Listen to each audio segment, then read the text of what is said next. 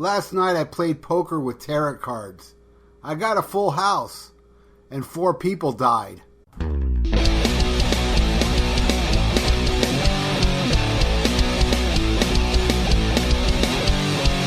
a jam, I swear, this is down. It's my podcast. This guy's insane. Rock your brain. It's just a sound. A Steve here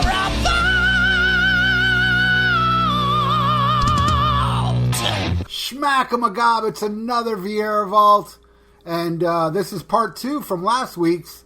We discussed AC/DC's 70's discography, but not only that, we went off on other bands and other topics, and this week's no different. Actually, this week's even longer than last week's episode, but it's just as awesome. So let's get into it, because it's a long one. Here's Will Carroll of Death Angel and myself, going into AC/DC's discography, and we left off with Let There Be Rock, and now we're going into our favorite AC/DC album, Powerage. All right, why do I have a feeling, Will, Let There Be Rock's your favorite? Is it? It used to be for many, many years, but it's not anymore. Okay, because the next one's my favorite. Mine too. Ah, yes. The awesome, incredible Powerage. And believe me, we're not alone. I've seen a lot of people cite Powerage as the greatest AC/DC album. And I can't fucking say, I have to agree with them.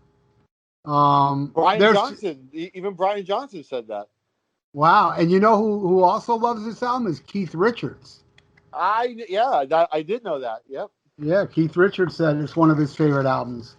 Wow. I mean, and this is the last one, and it's not as, beefy and heavy as, the previous album that was produced by the same people, right? Yep. George Young and Harry Vanda. Didn't they do everyone so far we talked about? I think so. Yes. And this is the last one, I believe. Did they do anything after this with AC/DC again? I think Vanda and Young did Flick of the Switch. Oh, wow. I think so. Yeah, because I remember Mutt Lange was gone after that. Yeah. I mean, Mutt Lange. Yeah, it was Mutt Lange. I was about to say, what the fuck? Yeah. But yeah, this is one hell of a fucking album. Rock and Roll Damnation. What do you think of that? Dude, there's so many things about that song I love, but the thing I like the best is all the percussion in the song. Like, and even on previous albums, AC/DC, you don't really think of them as having extra instruments, too many extra instruments, or such a stripped down, basic formula. But they do use a lot of hand clapping and, maracas and shakers and stuff here and there on some of their songs throughout these early albums. And this song has it all over the place. Like, it's the whole song is always a shaker going, and that really adds a little flavor to the song. It pushes it along. Just to change the subject slightly, I play in the band Hammers of Misfortune, and on the last album we did, John Cobbett, the main guy in the band, he writes all the music.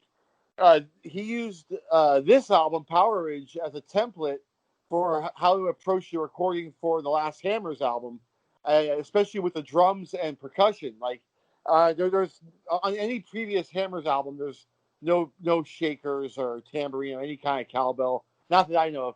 But on this particular album, there's tons of it on the last Hammers album, and that was the inspiration, was Powerage, and this song in particular. So I had a lot of fun. I had never recorded percussion before in my life. So after I did my drum tracks, I went back in and did, 5 minutes of or whatever, and it's cool. Like I have a beer in one hand and just shake for 5 minutes. So was it easy for you to do it since it was your first attempt? Yeah, pretty much. I mean, if you just gotta tap your foot and shake along. But there was repercussions for doing this. So I did the entire album in one day, the hand percussion, and some of the songs are like 7 minutes long, and there's a shaker or a tambourine or whatever going throughout the whole song. And they were even saying, hey, well, why don't we just do it like in little increments? Do it for 2 minutes, stop. I was like, nah, dude, I could do it for 7 minutes straight, no problem. And I was leaving for Europe the very next day with Death Angel, and the day after that, we're playing a festival, and lo and behold, my fucking arm froze up on me, and I had my nerve got pinched on my left shoulder, and I was playing the hi-hat. It was the middle of maybe Mistress of Pain. It was one of the faster old songs, and all of a sudden my arm and hand and wrist like just locked up, and I dropped my stick, and I went, holy shit! I was still playing. I was still going ticka ticka ticka ticka ticka, but I wasn't playing along with the hi-hat. The ride for it seemed like an eternity. It was probably only like 4 or 5 seconds. I grabbed another stick and I kind of like pained myself through it. But I remember my drum tech just going like, dude, are you all right, man? You look like you were going to faint. Like, I was like, my God, man, my arm locked up. And it's all because of fucking this Powerage album, really. Wow. Was that early in the set or later? It was in like the second fucking song, man. And it was in front of like 20,000 people. And I went, oh my God, dude, my arm's freezing up. I can feel it coming. I felt like this shock go from my shoulder and just start like coursing down my arm. And once it got to my wrist, my hand just opened up and I couldn't control it. My hand just opened up like lockjaw, and my stick just went flying. Damn, dude. And the rest of the show was this way? What was that? Was the rest of the show that way? I was in discomfort the rest of the show, but I was able to play it and not dog it, and I didn't drop any more sticks. And no one said anything to me after the show, so I'm guessing they didn't notice, or maybe they thought I broke a stick. But I was sure as hell not going to bring it up, because they would have been like, "Dude, man, what the fuck are you thinking? Doing hand percussion for 8 hours straight the day before we're going to Europe?" And do you remember how long it was till the next show?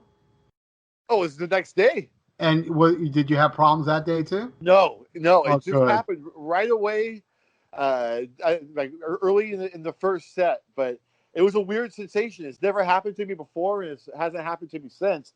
But I do remember after that whole day of doing percussion, I remember my arm and my shoulder just being incredibly sore, like total carpal tunnel from just doing the same thing over and over again for so many hours.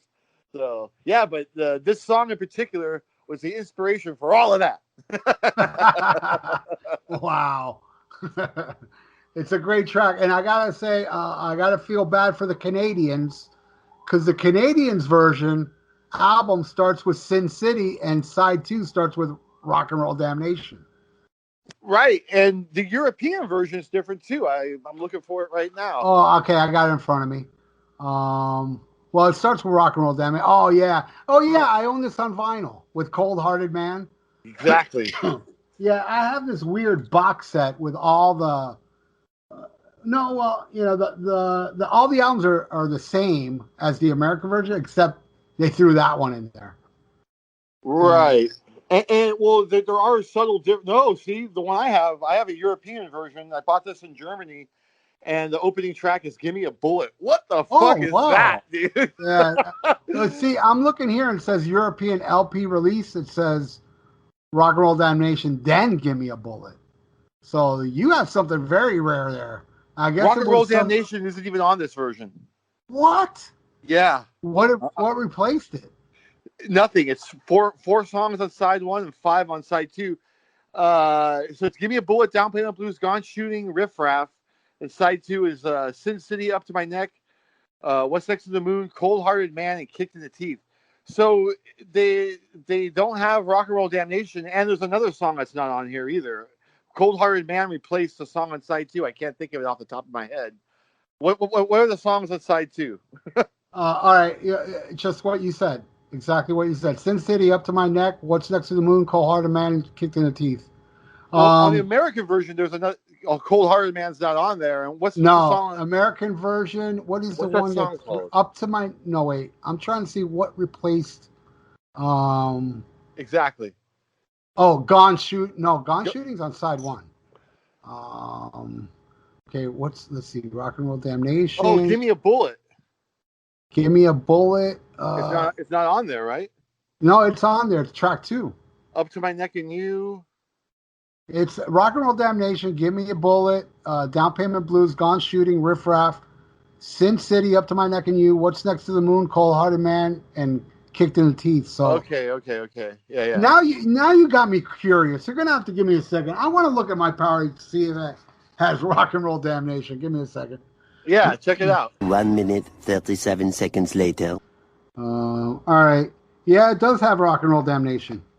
So I have a really, really bizarre version of it. Yeah, you do. And that's not the only thing that's weird about it, man. It's a completely different mix. All the songs sound different. Some of the songs have different fade outs. Yep. Like, for example, the last song, Kicked in the Teeth, you know how the version we all know just starts off with Bond singing Two-Faced Woman with a two-faced hat?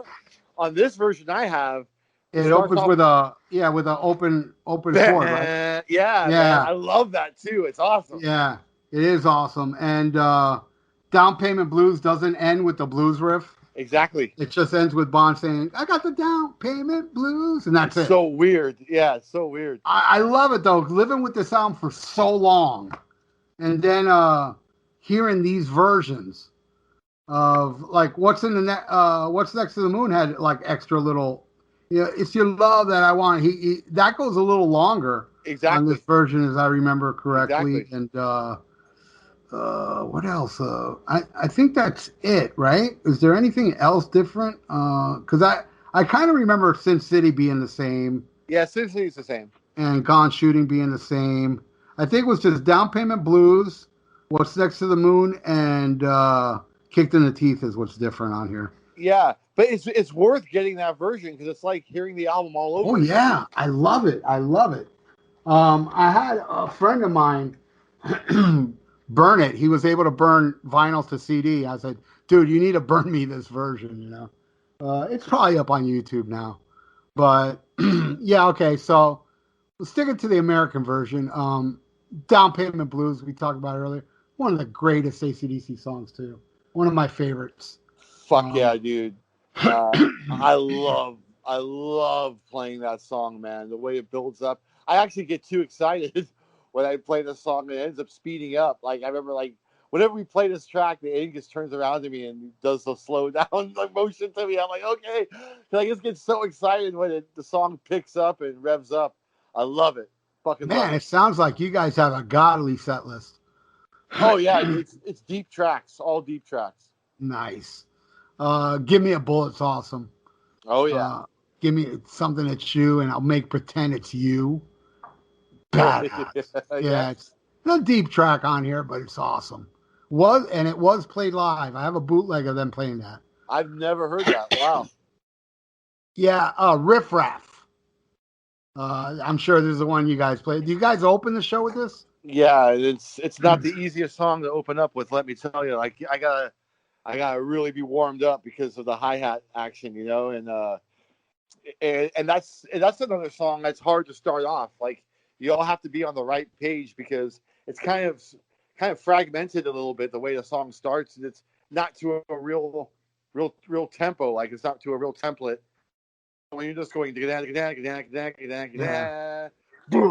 like we all have to look at each other and just feel it more than it's more of a feeling than things set to an actual grid, you know. So it's a hard song, and like Zet always wants to start the set off with it. And I mean, it's a great opening track. It sounds great, but it's not the easiest thing to jump right into. I gotta make sure I'm warmed up to do that one properly. You have to do like some cymbal shit in the beginning, right, during that riff. Yes. And I think the bass is also doing something, isn't it? Yeah, the bass is going like yeah. And it's like a floor tom. He's doing a roll on the floor tom, and then it goes into some cymbal rolls. Totally.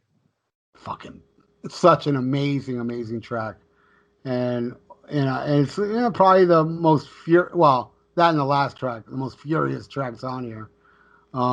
Absolutely love Riff Raff. What a classic AC/DC song that I'd never seen them play live till the last time I saw them. They actually played it with Axl Rose. Were you saw that? You saw him with Axl Rose? Let me explain something. I know you're gonna think, okay, you're a fucking idiot. I know you're gonna think I'm an idiot. I've seen every AC/DC show from For Those About to Rock. I never missed a show. I've never seen a bad AC/DC show, ever. That's awesome. Ever. The best AC/DC show I ever saw was with Axl. Yeah, I'm an idiot, right? I mean, it's not a bold statement. If that's how you feel, that's how you feel. But I never thought I'd hear you say that. I mean, Yeah. I love Axl Rose. I'm a Guns N' Roses fan. But the marriage of the two, I wasn't quite sure about that. But I didn't see it, so I don't know how good it was. Well, dude, trust me when I tell you. Number one, they went on time. Number two, Axl Rose was extremely respectful on stage and let it be the Angus Young show. He knew when to go to the front of the stage, and he stood back for Angus to do his thing. He hit every fucking note. It ain't easy doing Hell's Bells, Back in Black, or Riff Raff, He hit it. He nailed it. And and he was just extremely respectful on stage. It wasn't the bratty Axl Rose, I filmed it. And I was pretty much pretty close. And Axl comes up to my camera, and I'm like, oh, here we go. And he played to my camera. He didn't care. And he looked so happy to be up there. It's just... That's great. It was, I've seen Guns N' Roses a few times. I think Axl's better in AC/DC than Guns N' Roses. No, don't get me wrong.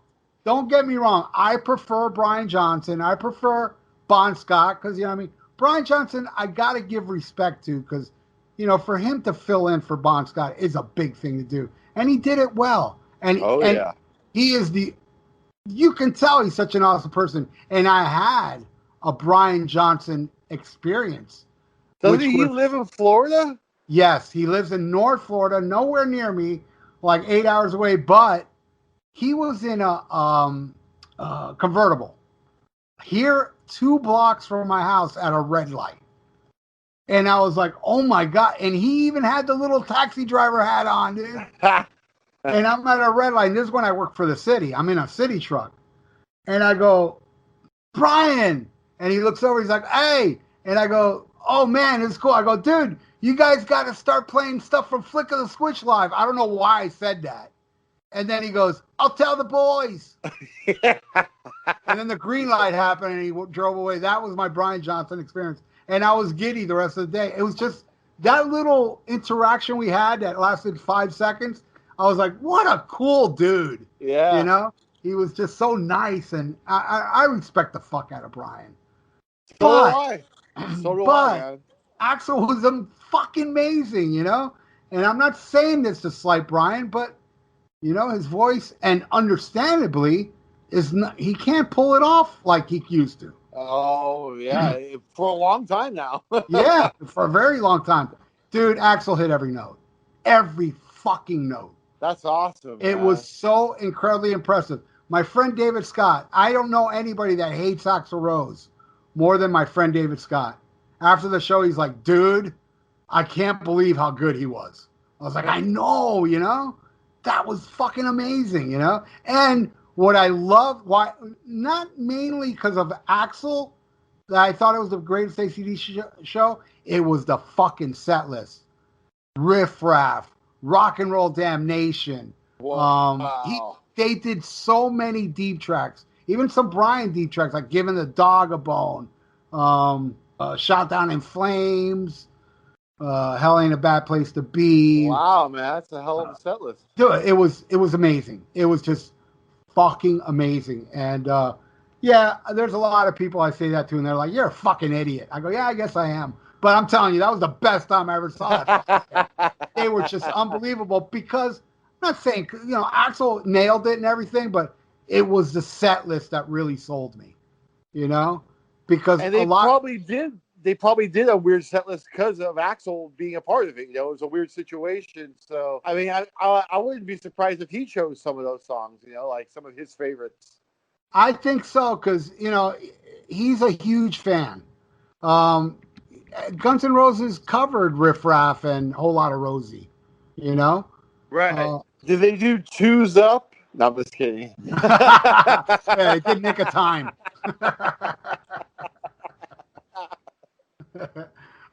Problem Child was played. Riff Raff. Have a Drink on Me. Shot Down in Flames. If You Want Blood, You Got It. Cool. Giving the Dog a Bone. High Voltage. Rock and Roll Damnation. Hell Ain't a Bad Place to Be. I mean, those are, and Riff Raff. Those are like the deep tracks. Which, and it was 25 songs they played. Wow. It was just the shit, dude. It was, I can't, put it into words how amazing that show was. And I bought tickets to see Brian Johnson, but, they canceled it. But they said, we'll reschedule. So I never got rid of the ticket and came back with Axl, and I went, not expecting what I was about to see. Right. I wasn't expecting it to suck. I was like, I think Axl can probably pull this off. He's got a raspy voice. It'll probably work. But I walked out going, holy shit, that was the best time I ever seen them, And they're all good. Other than that, I would say Flick of the Switch was my second favorite. But, all right, no, we're not done with Powerage. No. Sin City. Another one that they played with Axl. This is probably the most popular tune off this album. Because this album basically is a deep track album, It's the only song that was really played live throughout the Brian Johnson years up until that Axl show. I mean, yeah, it's the only song that gets radio play, at least where I live. But I still love it. I'm not sick of that song at all, man. Not at all. And I love the breakdown too, the bass breakdown. Yeah. And the way Angus, just comes in snotty, and just starts dragging that pick down the fucking strings, Yeah. Just an great, amazing tune. And probably deserves to be the most popular one because it is, I guess, the most hookiest one on the album. For sure, man. For sure. It's amazing. And then the very comical What's Next to the Moon. I mean, that's a trippy track. We also play that. AC/DC play that song. And he does some unusual drum stuff on that song. It's kind of left of center of what he normally does with AC/DC. But the song all around is kind of an unusual, quirky track by AC/DC. But he does some cool cymbal, upbeat cymbal accents on the "It's the love that you want." Ba ba ba ba ba ba. Right there, he does some really cool cymbal accents that are unusual for AC/DC. So I love this track too, man. It's really weird. I'm not quite sure what the song title means or what it has to do with the lyrics. But I still like it. Fucking like it. It's a story. It's kind of like a Phil and Knot type thing. Yeah. There's a story behind it, but but I just love the way he ends it. He's like, I didn't mean to hurt that woman of mine. It was a heart attack, Yeah. So just love that. And Clark Kent was out of town. It's a long way down. I mean, it's just these clever little, lines that Bond just, again, nobody can do shit like that, can phrase like a story and rhymes and, the way he just painted pictures with this song, it's just downright amazing. And as you said, it has like a different mix on the version we got. Yep. That people need to hear. Totally. Do you know what the song title has to do with the lyrics, though? Have you ever read anything about that? Or no, I have no idea what it means, and I like to keep it that way. Yeah, me too. You know who used to do a really killer cover of What's Next to the Moon is the Organization. No shit. Yeah, I don't think they ever recorded it, but they used to play it live, man. And Rob and Andy would sing it together and do harmonies and stuff, but they did a really good version of it. Wow, man. I wish one day I can find like footage of that, The next one I really love. Gone Shooting. Yeah. That's great song. And different. Very different for AC/DC. Yeah, it has a weird clean guitar tone in the beginning or it has like a fuzzy, clean tone, if that makes sense, in the beginning. The biggest surprise about this song is when it was included on the Beavis and Butthead Do America soundtrack. I couldn't believe that. I was going to mention that, the desert scene. Yeah, yeah. I was like, whoa, where the hell did this come from? Yeah, I remember I saw that in the theater and I was blown away. I was like, no way, Yeah, you know? And yeah, they added it to the soundtrack. I thought that was awesome. Out of all the AC/DC songs, they picked that one. totally, totally. Definitely, I would say the dark horse on this album. Uh, and because of Beavis and Butthead, it became more well known. But before that, this was definitely not a known track. Totally. It's such a deep track that AC/DC's never played it live. I don't remember ever playing that song. Oh, I'd love Uh, to, but I don't think we've ever done it. you should bring that up. Yeah, man. Yeah. And the next one, I love this song, but it would be my least favorite on here. But I love it though. Up to My Neck and You. What do you think of this one? We're on the same page completely. Like that, it's if you could use the word filler for any song on this album, it would be this song. But I don't like using that word for anything on this album. I love it. Right. But yeah, it is the least of the greatness. Yeah. But it's great. It's great. Yeah. It's not skippable. Right. But yeah, everything before I like more, but I still dig it. It's just because this album's pretty much flawless. And what I was saying earlier about Ride On, this is the second best song to hear when a chick like chews your heart out and spits it in your face. Kicked in the Teeth is the ultimate song to listen to and go, yeah, I'm not depressed no more, because the way Bond phrases like, fuck you, bitch, Totally, man. Like the song pumps me up. It's a perfect closing track.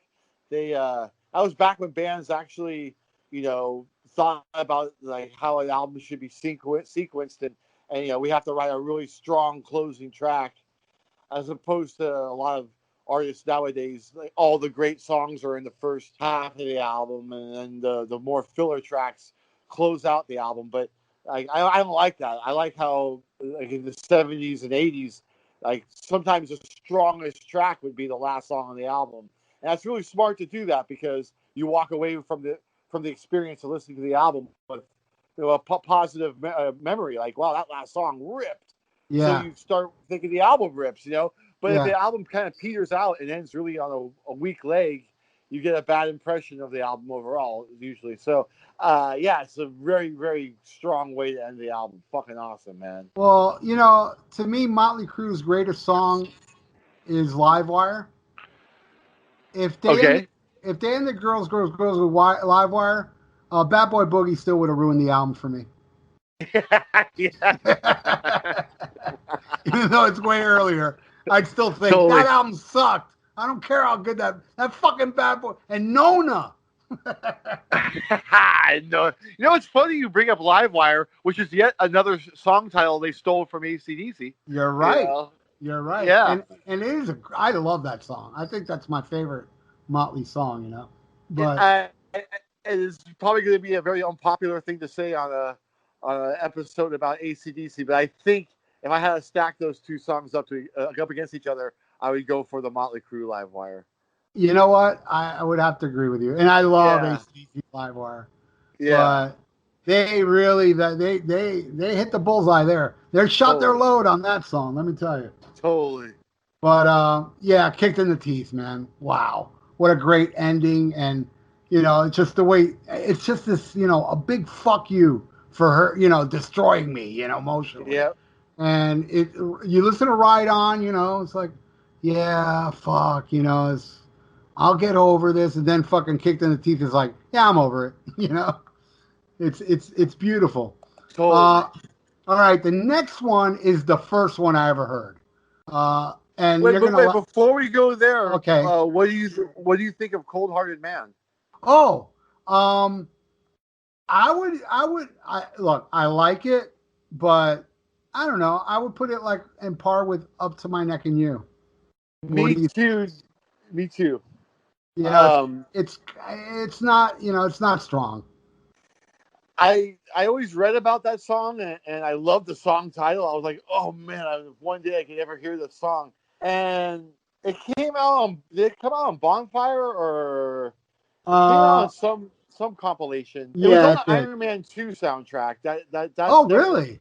it was definitely on there. That's the first time I heard it. Actually, that's the only reason why I bought the Iron Man 2 soundtrack, because I had to hear the song. Somehow it eluded me all these years, but I was disappointed when I heard it. I gotta be honest, Yeah. because I knew it was recorded for Powerage. I was like, oh man, it's gonna be great like all the other songs, and I could see why it was left off the album. Yeah. And I got the same thing. I was like, when I got this box and I saw that, I was like, what the fuck's this? Yeah, Because I never heard of it, till I yeah. got this box.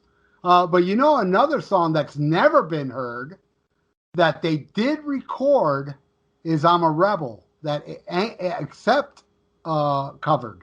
Right. It was originally written for AC/DC, but I didn't know Bon they Scott. actually recorded it. Yes, it was. I read it. It was actually recorded and still not heard by anybody. So, Interesting. yeah. But all right. So yeah, we'll go to the next one. All My friend Eladio, still my buddy. Me and Yeah. him used to discover albums together. He'd buy an album, come over and listen to this, and he bought this album. And you're gonna think I'm weird by saying this, because I think I'm extremely weird by saying this. When he played me this album, I sat there and I listened. I was like, dude, I don't like that singer. Oh wow. Yep. First time I heard it, I was like, he sounds like an alien. I was so stupid. I was so beyond stupid, but I was like, I didn't get it. I was Well, like, he does say Shaz but Nanu Nanu at the end of the album, so maybe he was an alien. yeah, no, I'm not talking about Highway to Hell. Oh, Uh, okay. if you want blood. Oh, the live album. Ah. Yeah. He got that album and, he's like, dude, and he loved it. And I was like, dude, yeah, it sounds good. Band sounds good, but I don't know about the singer, dude. And now it's like, dude, Bond's in my top 10 easily. Totally. Greatest singers ever, But it's one of those weird situations. First time I heard it, the first time I heard Fair Warning from Van Halen, I hated it. Weird. And now yeah, I know, I'm a weird dude. But yeah, but now it's one of my favorites, Wait, But, so when you heard Fair Warning, you were already a Van Halen fan? huge Van Halen fan. I already saw him. What about Fair Warning didn't you like? I thought the songs were weak, and when it was done, I thought, man, the only good song on here is Hear About It Later. I liked it. I liked that one out of all the songs. Now it's like, dude, that album's fucking flawless. Totally. I absolutely love that album. Yeah. It's my favorite Van Halen album. There you go. A lot of people's favorite. What's weird about me? I love Van Halen albums in order. My favorite. I saw you. I saw your on one of your episodes. I saw you say that, and Yeah. I was like, "Oh, that's interesting." Like, so you like each one. Like, so you like Van Halen one the best or the least? Yeah. Yeah. It's weird. I like it the best, but I never listen to it because I'm burnt out on it. But I think it's their best album. Okay. Then I would say Van Halen 2, then Women and Children first, then Fair Warning. I love Diver Down. I really do.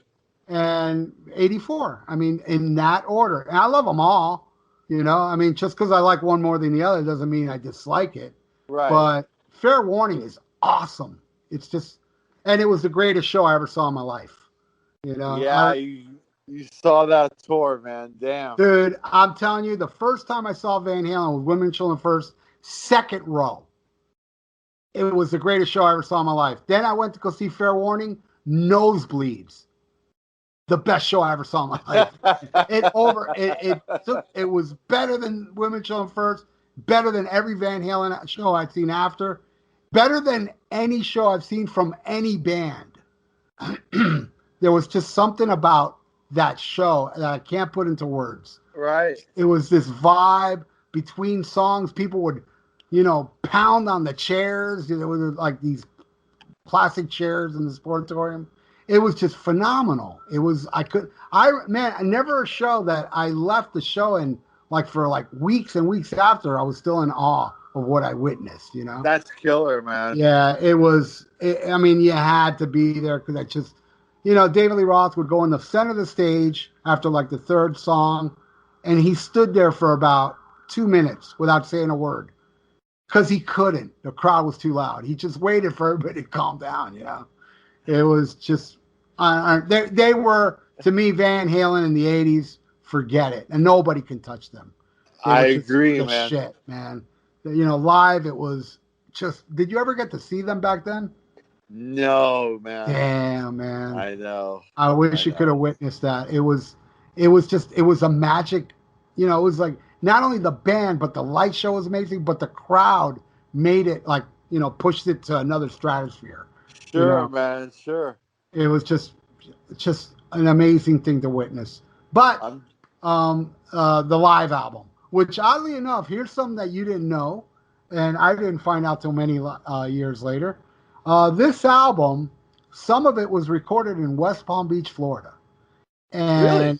yes, and during that time, this is even more mind-blowing.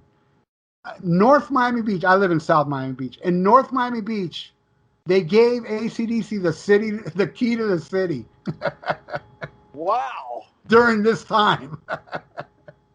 I heard that. Yeah, I read that later. I was like, wow, amazing, A very, very liberal city. Exactly. Yeah, I guess so. Yeah. But, obviously I wasn't aware of AC/DC at the time because I discovered them on this album, Right. And, and like I said, when I bought High Voltage, I got it.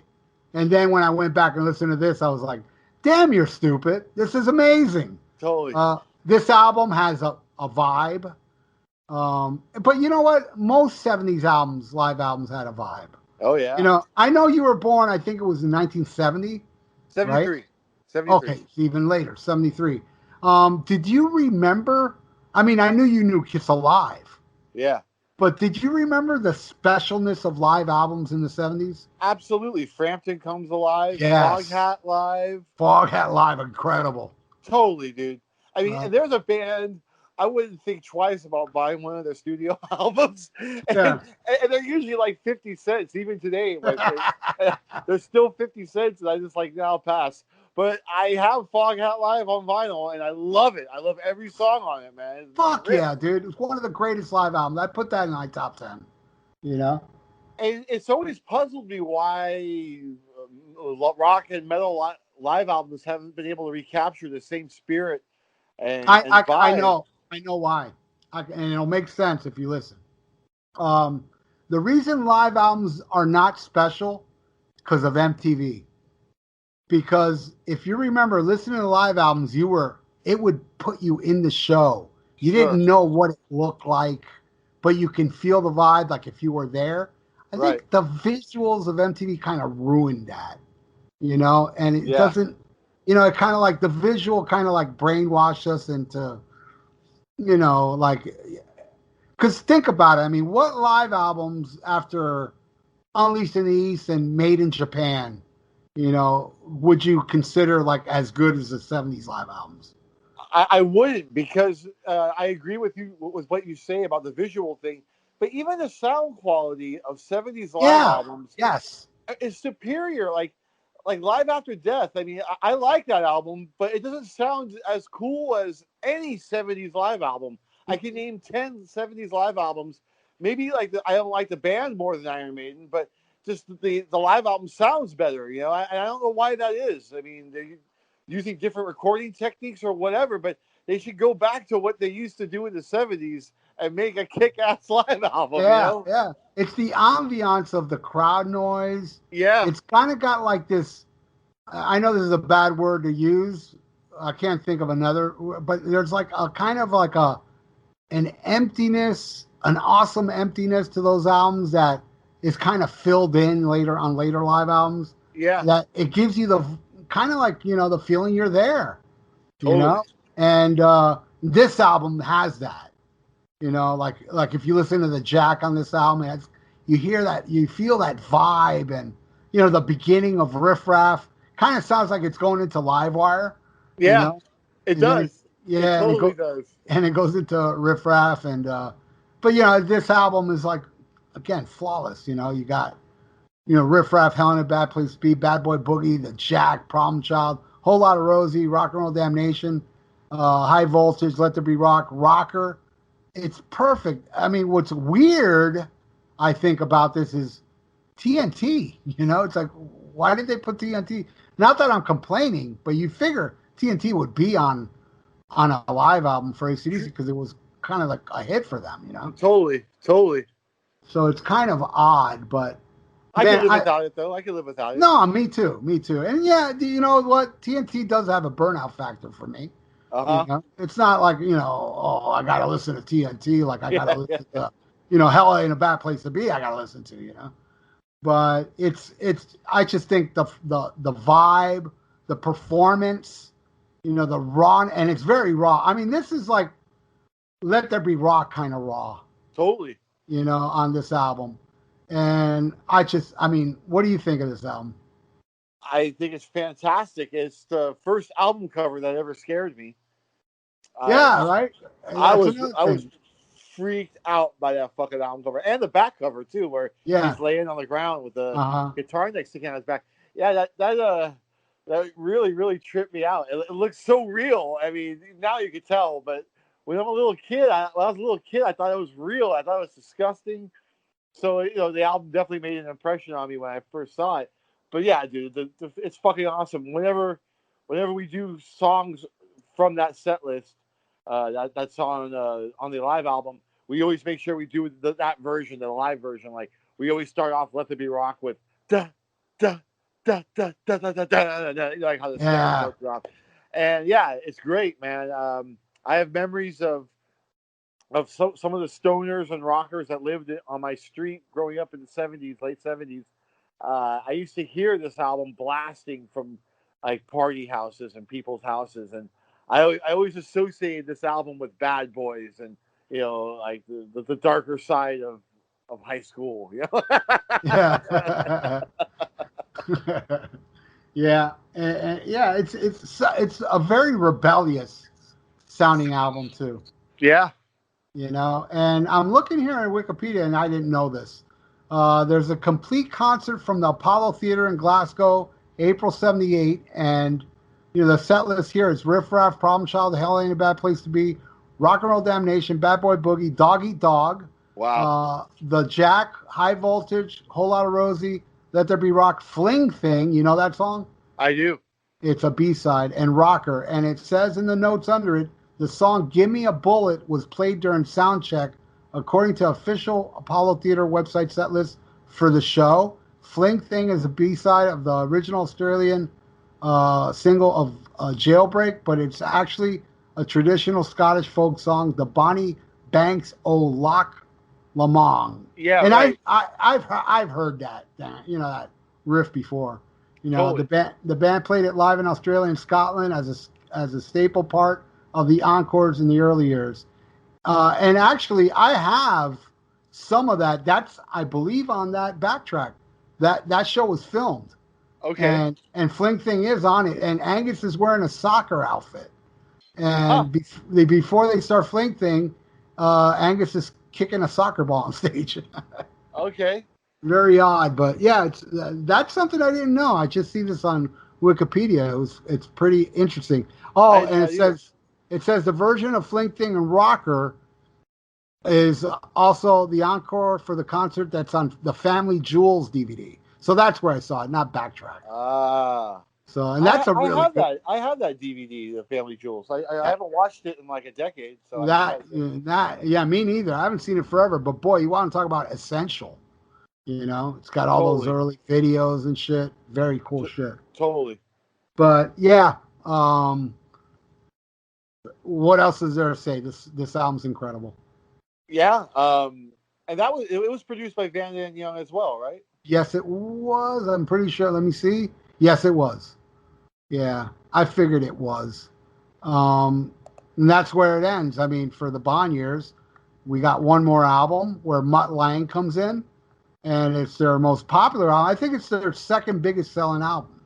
Yes. After Back in Black, which is Highway to Hell. And at this time, forget it. I mean, I was already into AC/DC. And this is my first AC/DC album I bought that was brand new. And, man, I don't know, man. I mean, it's tough to, you know, for me, man, it's kind of tough picking between this and Let There Be Rock is my second favorite. Right. You know, because this album, I mean, the sound is great, and it sounds a little more fuller. Absolutely.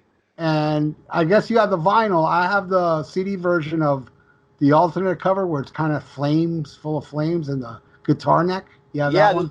They have that on vinyl too in Europe. I've seen it.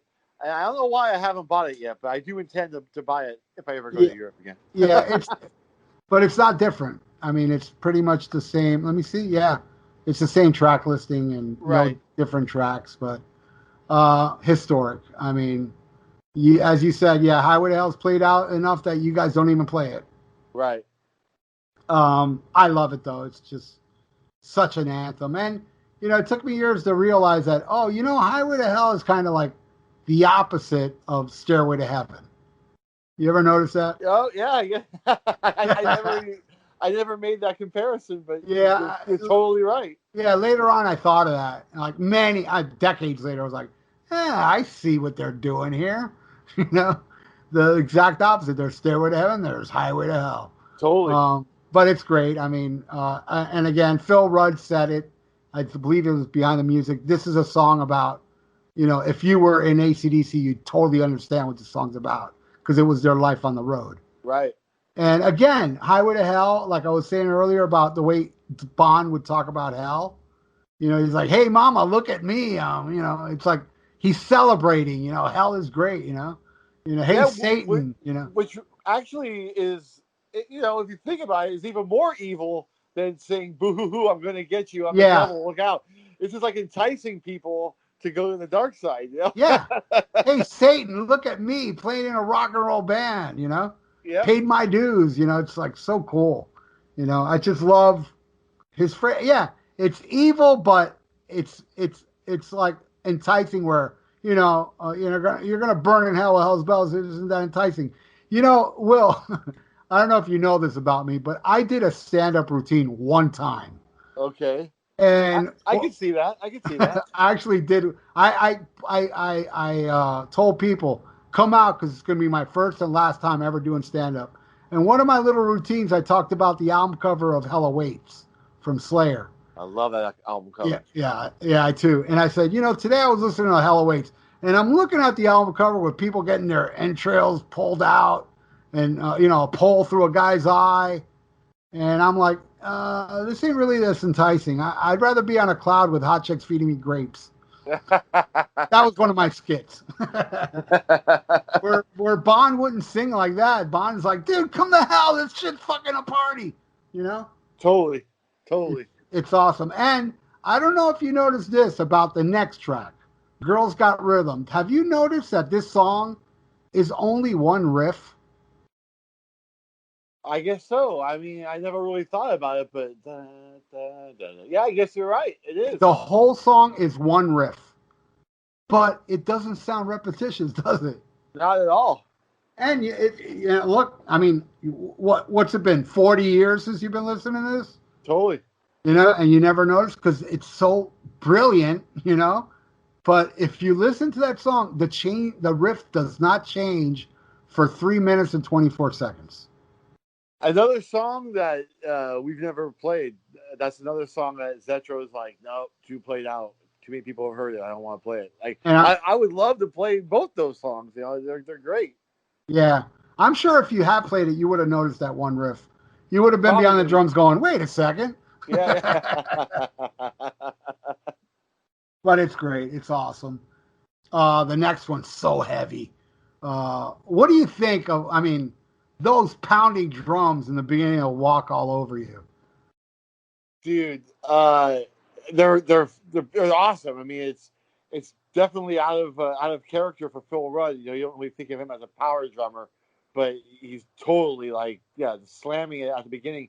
And I remember once at an AC/DC rehearsal, I had a few drinks before practice, which I don't normally do. I don't like playing drums intoxicated. It's just not fun. But do you get winded when you do that? What's that?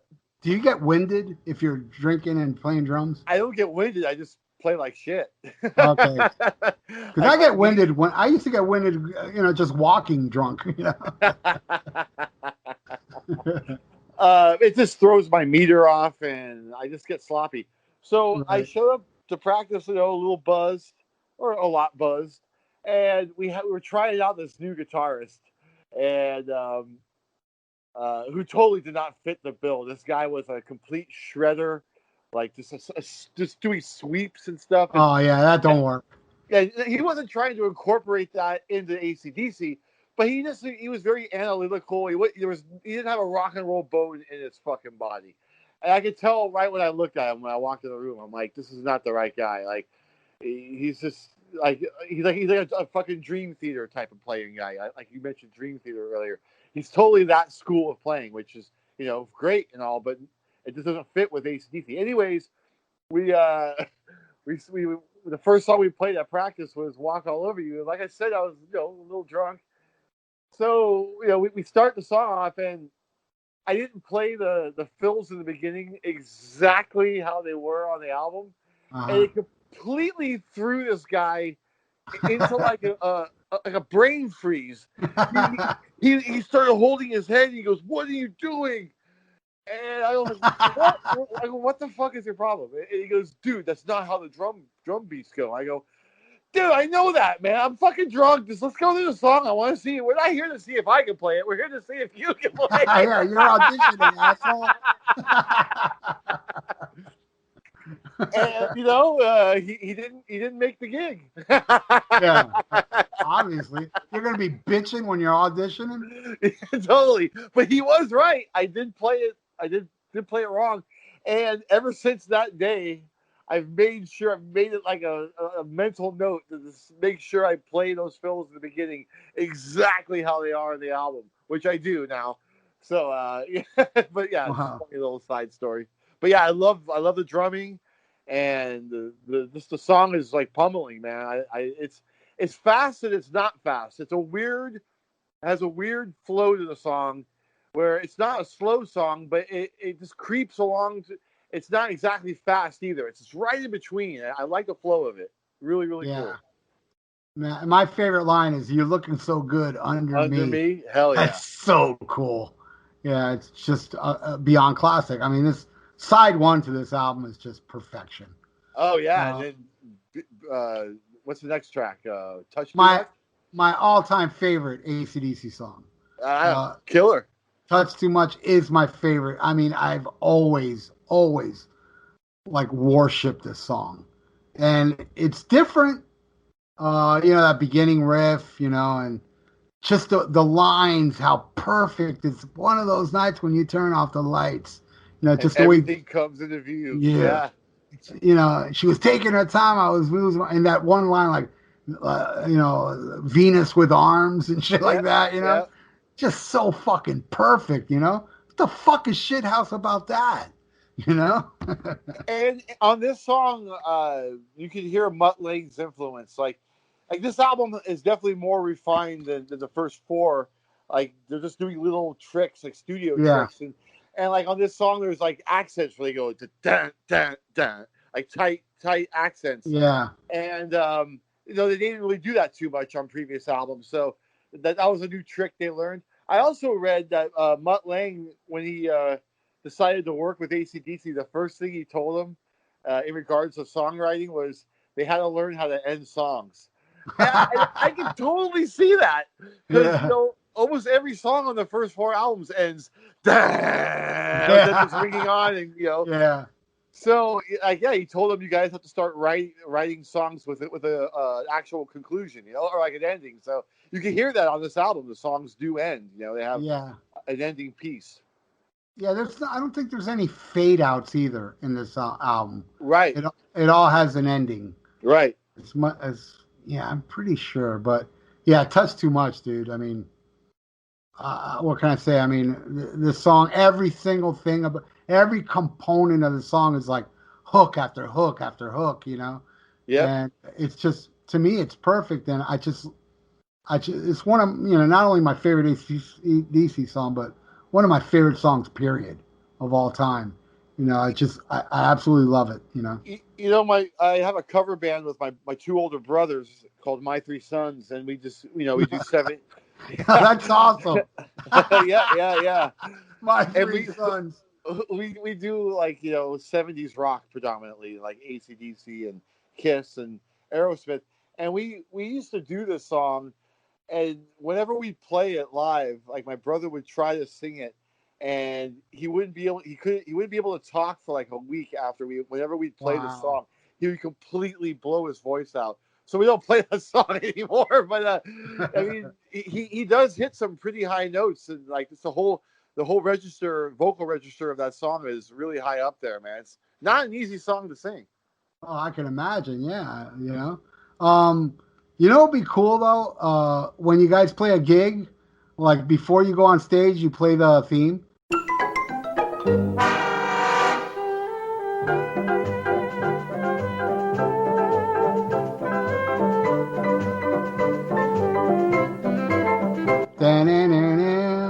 Oh, dude, hella people have said that, man. So many people have said that. That'd be so super cool. And I gotta tell you, speaking of that, we played a club in Puerto Rico called Hell's Bells. Oh, And wow. yeah, and I told the band we gotta play Hell's Bells tonight, and we didn't know it. So in the hotel room, no amplifiers or nothing. We learned it, and dude, I blew out my voice on that one.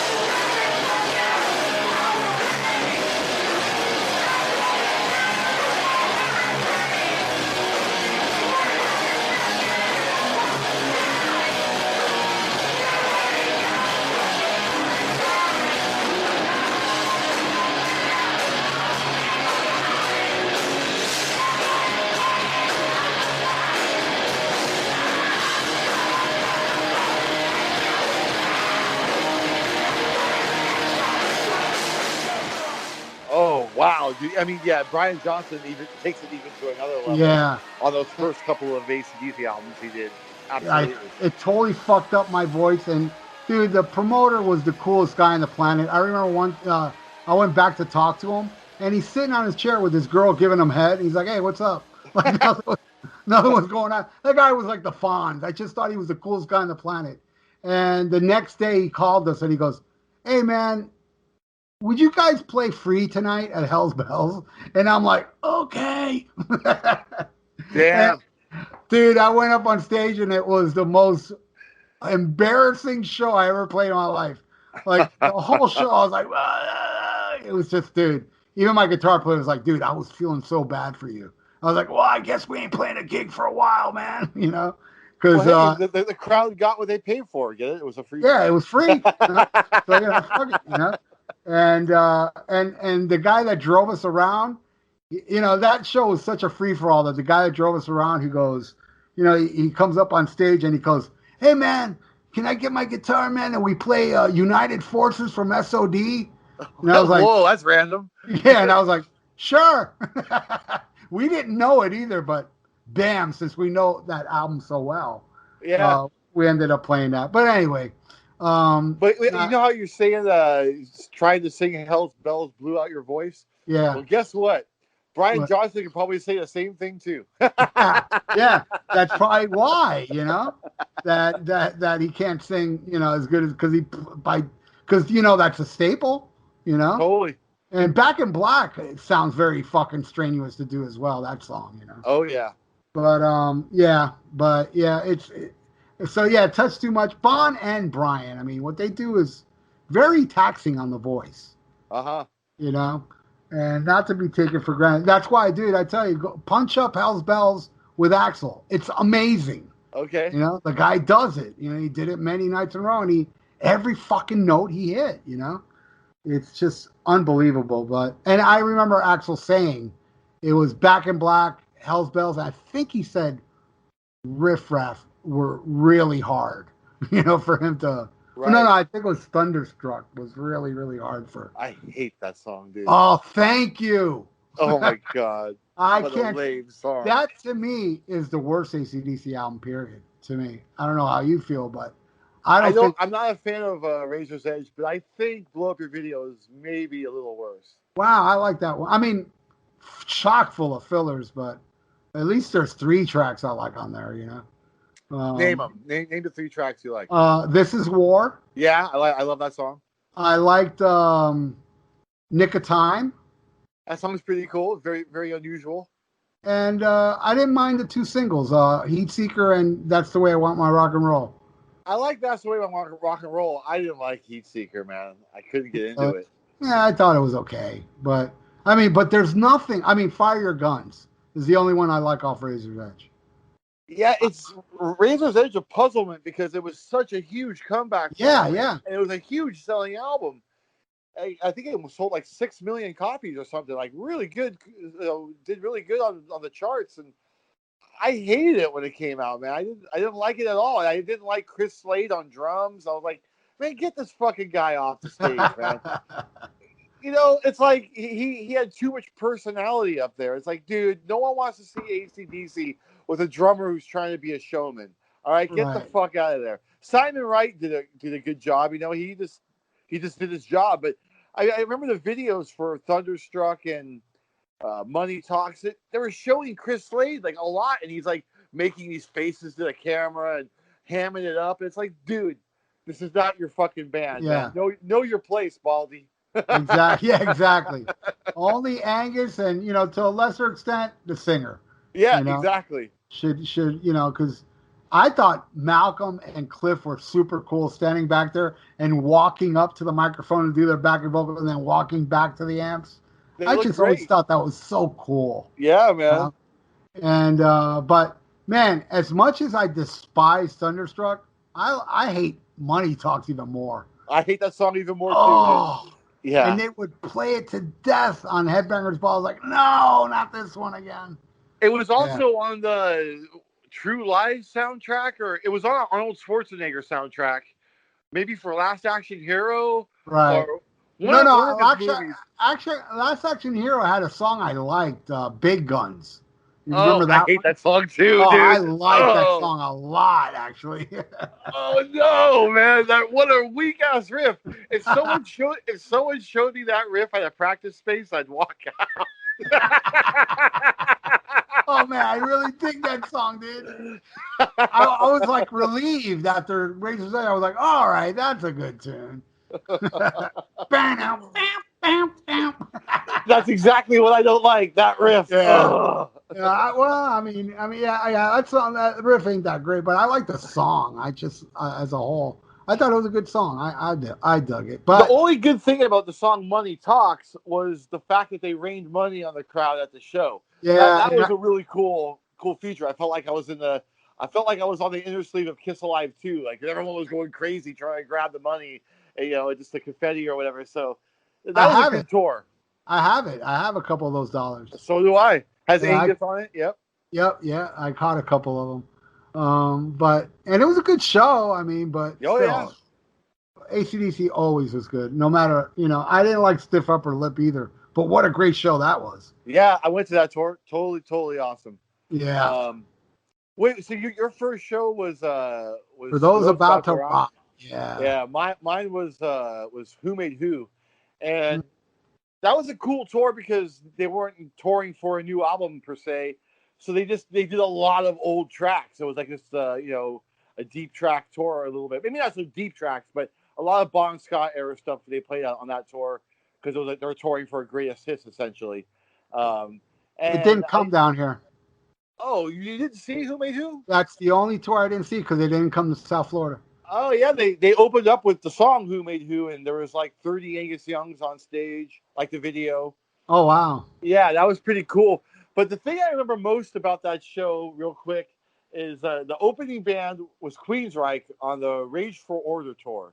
Wow. And, at the time, I was not a Queensryche fan, and I was just so excited to see AC/DC that I wasn't paying that much attention to them, but there was other things happening. So Queensryche had these fucking blinding, like floodlights on stage. And every time Jeff Tate would point to the crowd or say, "You sing," or "How you doing?" the lights would turn on. And, and not just me, dude.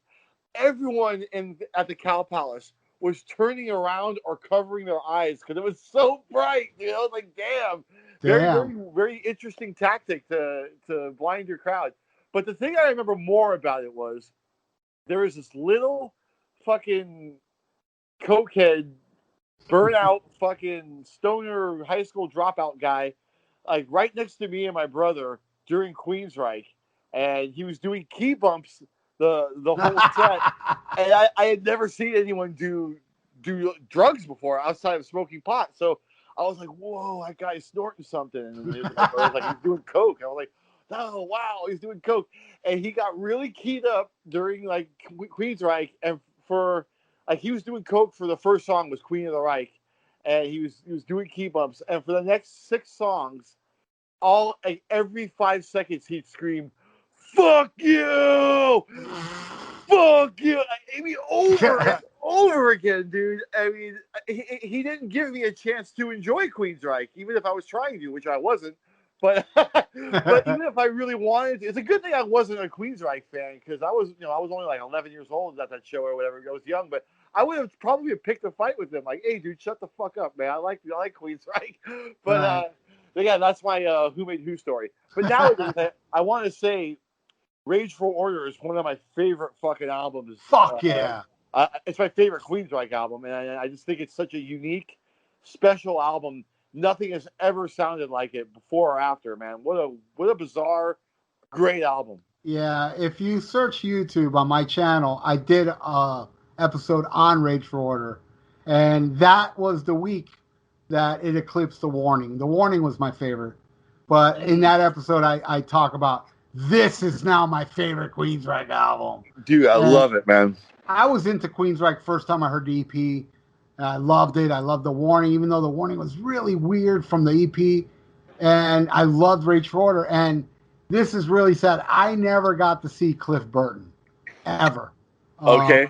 Metallica never came down here. And they were touring with Ozzy at the time. Yeah. Ultimate Sin. Yeah, but when it came to Florida, it was Queensryche, Rage for Order. So, I mean, honestly, I was excited to see Queensryche, but I was more bummed that it wasn't Metallica. I was like, fuck it, I finally get to see Queensryche. And no, they didn't have no floodlights. Maybe that was before the Ozzy tour where they figured out, we should stop with the floodlights, you know? Hey, dude, it was unbelievable, man. And they opened with New Regal, not Queen of the Reich. The second track on the first track on the second side. Yeah, great song. Yeah. No, fantastic album. London, it's just great.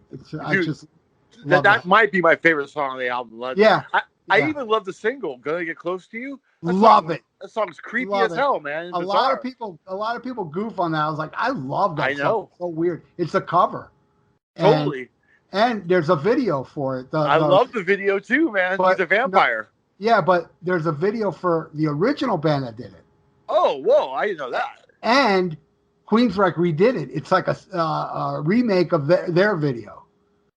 So, really? So yeah. The original video has like a vampire theme to it too, or whatever? Or it was, I got to see it again. I remember it had like the shades and the creepy house, dark, and yeah. I believe it was a female singer. I could be wrong. Okay. That was a singer of that band. I can't even remember the name of the band. But yeah, not only did Queensryche, cover the song, they covered the video. Yeah, that's a first. yeah, right? Exactly, And I didn't know for many years that, that was a cover. But I love it. And a lot of people are like, that's the only song I don't like on it. The song I don't like there's a song I don't like.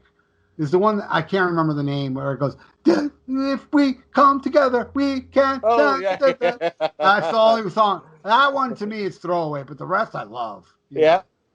But all right, so next is Beating Around the Bush.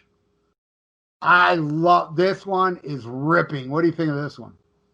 I think that's the first AC/DC song that I gravitated to. And my sister brought home Highway to Hell.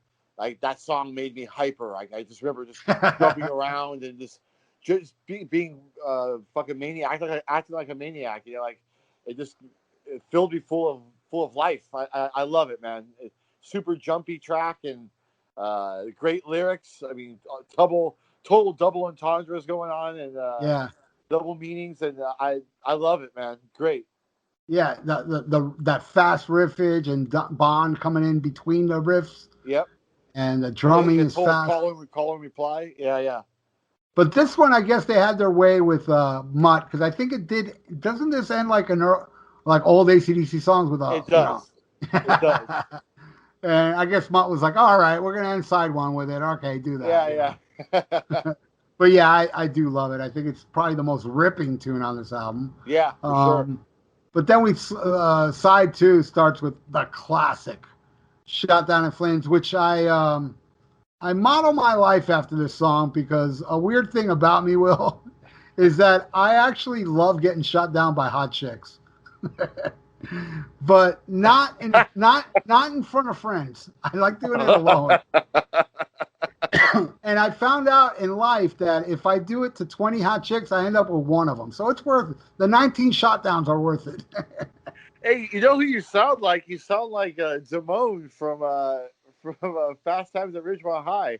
There's a scene where he's telling Rat like you gotta hit on every girl you see, and then yeah, Rat's like, well, if you hit on every girl you see, eventually you're gonna nail. And he's like, that's the point. Yeah. Maybe subliminally, because I've seen that movie many times. I don't even remember that scene, but maybe subliminally that was that and this song, Yeah. Because believe me, when a girl shoots me down, it doesn't hurt at all for me. It's weird. Now I would never do it in front of a friend because that's embarrassing. But it's true, man. I average about one every 20 shutdowns, and I'm like, and the one out of the 20 are like, shit, this guy, he's way below my league, but man, look at the balls on this guy. I like him. You know what I mean? Yeah, yeah. And they end up dumping me. I'm like, oh, whatever, I got you. Totally. But it's I have great... the pictures to prove it. Exactly. Well, in my case, video. But yeah, man, this song, it's catchy. I love it. She told me to go to hell. Shot down and ain't it a shame? What a great song. And I love when they play this on the Let There Be Rock movie. Yeah. And it's just, I think this is the part where Bond like squats down and his pants rip. You remember that part in that movie? Yep. And he covers his eyes like, oh shit. But I love Shot Down in Flames. It's like, it's just one of my favorite. I don't know. Well, my favorite obviously is Touch Too Much, but maybe, Beating Around the Bush I like even more than Shot Down in Flames. But I love Shot Down in Flames. What do you think? Me too, man. It's a great rocket tune. My brothers and I play that song almost all the time. Like every time we play, fun song to play, and the lyrics are funny, man. Like he's trying to hit on a chick over by the jukebox, and yeah, and then another woman comes up and says, "Hey, buddy, she's with me." Yeah. Whoa, like back then that was kind of shocking. Yeah, exactly. It's fucking brilliant, man. Totally. Yeah, I love it. The next song, I'll be honest with you, I didn't like. I love it now. But Get It Hot was, and I saw them play this. I think it was the Ball Breaker tour, or maybe Stiff Upper Lip. They actually threw this out, which I don't think they ever played. Yeah, dude, they played. I saw them play this. Get It Hot. I saw them play it. It was either Stiff Upper Lip or Ball Breaker, one of the two. It definitely wasn't Ball Breaker. I don't think I did see the Stiff Upper Lip tour, so maybe it was on the Stiff Upper Lip. Well, maybe I would have remembered that because this isn't my favorite song on the album, but it's one of my favorites. I fucking love this song, dude. I didn't get it at first, actually, to tell you the truth. I thought it was like I didn't hate it, but I was like, it's a filler. But now it's like, God, it's so catchy and killer. Dude, the lyrics, man, when he says nobody's playing Manilow, nobody's playing Soul. Yeah. It's like a call to arms, man. Like, you're speaking my language, dude. Like, oh, man. I love it, dude. I love it. Yeah. It is definitely a song that grew on me because I do love it. But, I mean, even to sound even more bizarre, I felt the same way about If You Want Blood, You Got It, and I love it now. But That's weird. I didn't get it back then. I can't say I hated it, but, I was like, Get It Hot, If You Want Blood. Even, next one we'll get into it. I was like, whatever, but I grew to love If You Want Blood. It's awesome. And I love it because of the tradition of Led Zeppelin with Houses of the Holy, which ended up on Physical Graffiti, and what was it? On Through the Night from Def Leppard's on High and Dry. Yeah, yeah. So here we have a song that's a title of the live album, but put on here. And it's a great title, too. If you want blood, you got it. Totally. And it rips. It rips. And this is one of the songs they did with Axl, too. And it was great to witness that shit. What do you think? Yeah, I think it's arguably the heaviest song on the album. Or I mean, I think I love it. I remember once I was DJing. I DJ at bars sometimes, at rock bars in the Bay Area, or at shows sometimes I'll DJ. And I remember I was co-DJing with a friend at this local rock bar, and he finished his set, and he was playing a bunch of death metal or thrash metal, and I was going to start my set with If You Want Blood, and he goes, dude, you can't start your set with that song, man. It's not heavy enough. And I was like, you know what? Fuck you. Yeah, right. Crazy. This shit's really heavy. So I love the track, man. I like how the lyrics are a little bit on the vicious side of things, and he's just telling it like it is, man. It's killer. And what's really cool is the video reenacts the album cover of If You Want Blood, where they impale Angus. You know, that shit's so cool. Yeah, and I never saw that until like maybe a couple years ago. Like I didn't even know that existed. Yeah, they shot a lot of videos for this album. Highway to Hell, Walk All Over You, Touch Too Much, Shot Down in Flames, and If You Want Blood all have videos. And it's all from the same set, right? Like yeah. Yep, they're all standing on the same stage, and you know they did the same thing with Back in Black, the same exact thing. Yep. Though it had like that Saturday Night Fever floor that lit up, you know, like Saturday Night Fever. Right. Yeah. The disco floor. Yeah, the disco floor. But I love it. I do love If You Want Blood. I didn't get it before. Now my least favorite is the next one. Love Hungry Man, but you know what I love? I mean, not only obviously the bass, but what I love about the song is that little section where it goes dan dan dan dan dan. It's just that part, you know what I'm talking about? Totally. You know, it is my least favorite on here, but I do like this song a lot, actually. It's my favorite song on the album. Really? Yeah, man. Wow. Yeah, dude. I watched your Highway to Hell versus Van Halen 2 podcast, and I remember you saying this is your least favorite song on the album, and I was like, oh, I can't wait to talk to him about that. So I guess Woman in Love won, because I'm already thinking the second to last track is Woman in Love on Van Halen 2. And it's funny, I agree with you. I think I'd rather hear Woman in Love. But for Highway to Hell, that's my favorite song on the album. It has a sinister vibe to it, and it's a perfect lead-in to Night Prowler. Right. And I love the solo break and the fucking rhythm going behind the solo. It kind of takes a little twist and turn there, and just nothing about this song is it's just perfect. I love it. In my video, did I say my least favorite, but I love this song? Did I really say that? Okay, good. You did.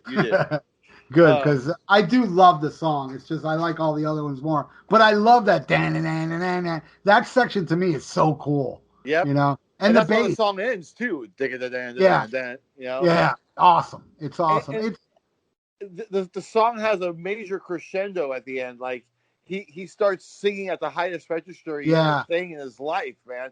Yeah, and he's matching what Angus is doing at the end, and the song just it starts off kind of like a quiet, moody song, a brooding type of track, and it ends at full volume with him screaming it. Like it's just what a climax, man, and it's a perfect segue into Night Prowler. Love Hungry Man. Yeah, now. Yep. Yeah. That is true. I didn't think of that. That is like the highest Bond ever sang. Mm-hmm. Yeah, I'm sure that would kill my voice. Anybody's voice. Yeah, have you ever played this? No, man. Every time I bring it up, it's vetoed instantly because they think it's like they'll put the crowd to sleep kind of track. And I'm like, oh, man. Dude, if you want to get deep, I don't think you can get deeper than Love Hungry Man. Yeah, totally, man. You know? It's awesome. Now, The next one, look, I love Malcolm Young, like I was telling you before, and I do not want to disrespect the man, but this is a song that was about later on it became newsworthy because of the Night Stalker. Oh yeah, I remember the Night Stalker. And I love you, Malcolm, and don't. I'm sorry, but I don't believe you when he said this is a song into peeking into chicks' windows. The lyrics really sound like a serial killer to me. I don't know, man. Totally, man. It's definitely And yeah. and when the when the Night Stalker was on his rampage, and then he left behind an AC/DC hat at one of the murder scenes. So they put two and two together, like, hey, he likes AC/DC. Hey, AC/DC has a song called Night Prowler. Yeah. But and like AC/DC, like I've seen Brian Johnson and Angus both say in interviews at the time, like from '84 or whenever like the killings were happening. I think it was '84. Mm-hmm. They were saying how like appalled they were by the fact that they were being latched on to this maniac, and the song doesn't encourage people to kill, and they don't want to have anything to do with this.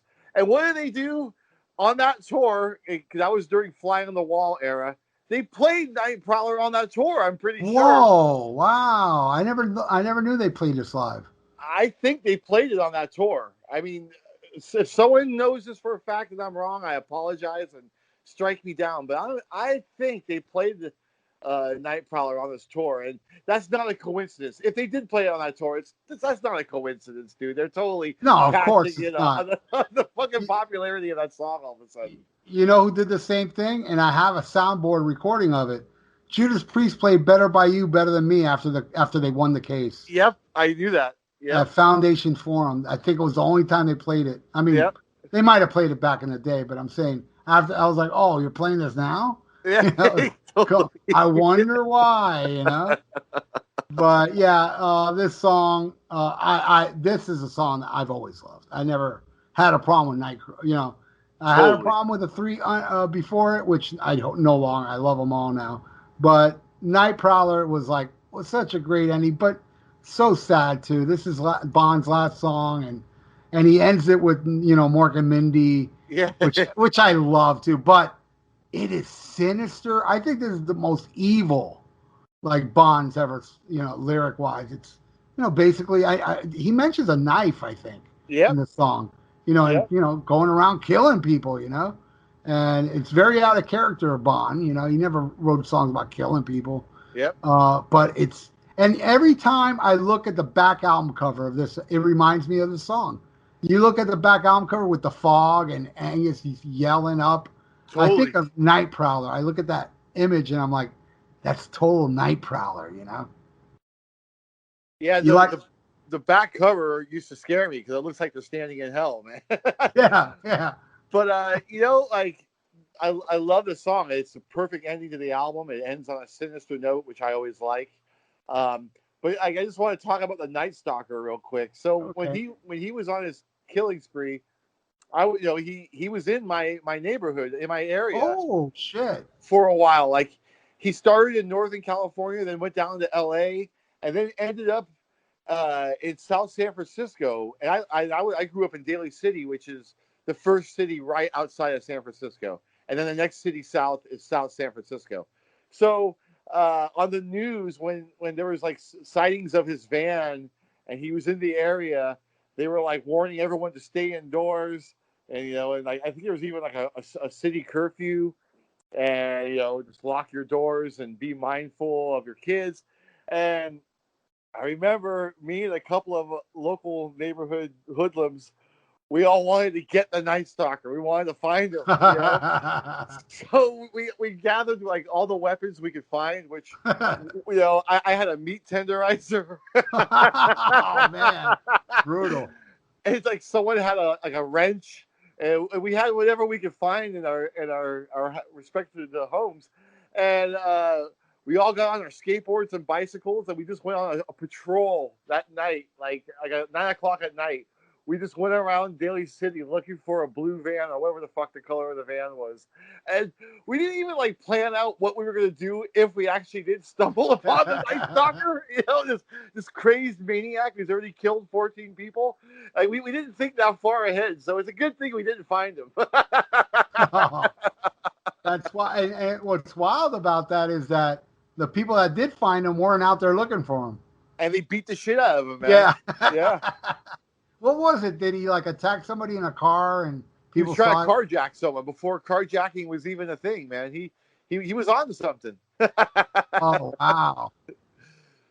And he carved a pentagram in his hand, like Hail Satan in court. Yeah. He's still alive, right? Richard Ramirez? I'm not sure. I think so. I think okay. I know he has like he got married in prison, and he has Yeah. a cult following. Like, there's all kinds of people like follow him and shit. Yeah, a lot of serial killers get these chicks that love them. Yeah. Ted Bundy had it, and man, those chicks are weird. You know, Really the only serial killer that I know of, I've never heard of a woman approaching him in prison, was Jeffrey Dahmer. So he's like, oh yeah, he's like, even for serial killer standards, he's like the worst. You know, like, Yeah. dude, I mean, I may kill people, but I ain't like Jeffrey Dahmer. yeah. It's like, well, these crazy chicks are like, I'm not really into cannibals. You know? Yeah. He actually ate people, you know. And he didn't like chicks, as I recall. I mean, was he? No, he wasn't into that. Yeah. So, yeah, that guy. Well, you know, I mean, he died the way he wanted to die. You know, you got a broom up his ass. You know, Yep. something like that. I mean, he got the shit beat out of him. Literally, But, yeah. Yeah, exactly. Dude, there's this club. I mean, we're getting off on a topic here, but I'll keep it short. There's a club in Milwaukee called the Rave, and that's where they used to have the Milwaukee Metal Fest. Ah, okay. And it's an old YMCA building, and it's the YMCA he used to be a member of and hang out in and like scope people out. I don't think he ever killed anybody in that building, but he would take him to the hotel across the street, which still stands to this day, and he did some of his killings at that hotel.